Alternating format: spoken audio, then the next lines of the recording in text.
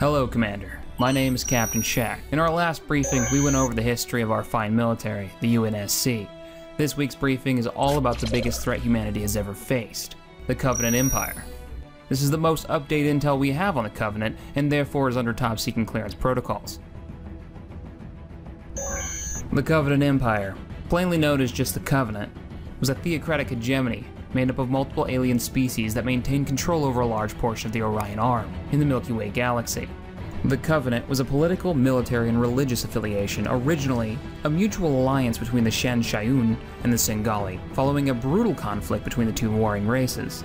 Its expansion eventually consumed 6 other races, united in the worship of the Forerunners and their technology. In 938 BC, the Shan-Shayun reformists entered a Singali-occupied system, led to the first contact between the Shan-Shayun and the Singali.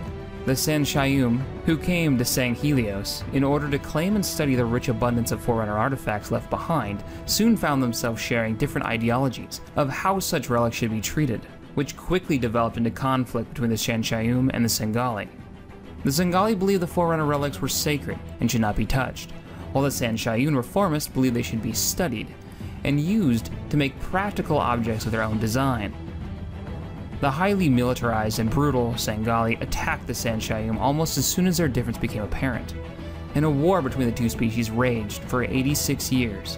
At the beginning of the conflict, the Singali had a numerical advantage in terms of ships, soldiers, and their strength in military tactics overwhelmed their enemy by a considerable factor. The knowledge gleaned from years of travel and capabilities of their Forerunner dreadnought, however, gave the Shan-Shayun the advantage in ship-to-ship combat, the most common type of combat witnessed during the war. Eventually, both species came to fear the very real threat of annihilation. The Singali, who feared it through Shan-Shayun's use of the dreadnought, and the Shan-Shayun, who came to admit that the Singali were this dangerous, there might be other sentient life far more threatening, making their chances of survival in the galaxy slim to none. The long and brutal war caused the Singali to violate their very beliefs, studying and incorporating Forerunner technology into their own in order to avoid defeat.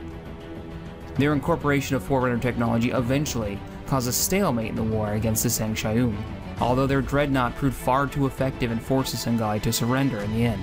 In their warrior culture, the Singali gave great respect for a worthy adversary, and after their surrender, the Shan-Shayun sought to broker a covenant between the two races, thus the term Covenant.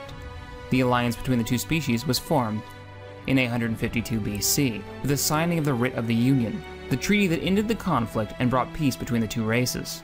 The species that make up the hegemony, known as the Covenant, come from different parts of the galaxy and take all kinds of physical forms. The Covenant is organized into a caste system, with their religious leaders, the Shan-Shayun, or prophets as we know them, at the top of the leadership pyramid.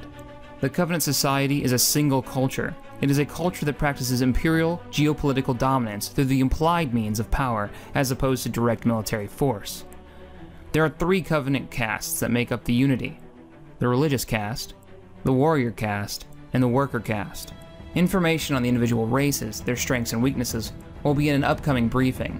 The Covenant brought us to the brink of total annihilation, gentlemen. This is a threat that can't be underestimated. They waged a genocidal campaign against humanity, until they were formally defeated due to more than just the UNSC's guts and bullets, the most crucial of which was an internal conflict. But the fight's not over. The Covenant continued to exist even after the conclusion of the war. A splinter faction of Singali loyalists remain, known as the Covenant Remnant. This terrorist group is deemed hostile to humanity. They're breaking the truce formed at the end of the initial war. They have been seen in the field with large numbers of warships, but their true power, and indeed the number of Covenant involved for their activities, is still unknown. And that wraps up this episode of History and Lore. If you enjoyed this video, hit that thumbs up button, subscribe to this channel, and as always, thanks for watching. I'll see you guys next time.